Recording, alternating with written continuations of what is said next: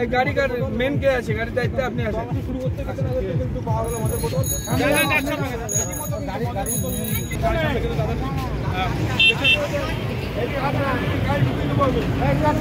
দুটো মদের বোতল কিন্তু ধরা পড়েছে এবং সেই ছবি আপনার বলছি কোথেকে আসেন, কোথেকে আসেন? আপনারা জানেন না যে মদের বোতল নিয়ে যাবে মেলাতে মানা হয়েছে? আমরা তো খাই নাই।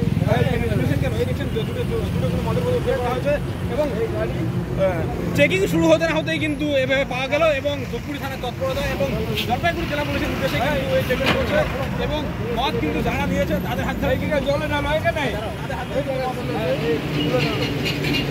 মদ কিন্তু তাদের হাত দিয়ে ফেলানো ফেলে দেওয়া হচ্ছে।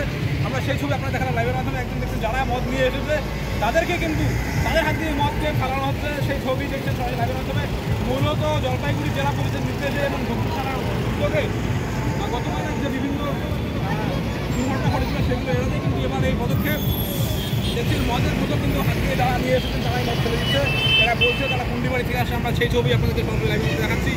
একদম রীতিমতো ধূপগুড়িতে কিন্তু এই ঘটনা, যার হাতে মদ এসেছে তাদের হাত দিয়ে মদ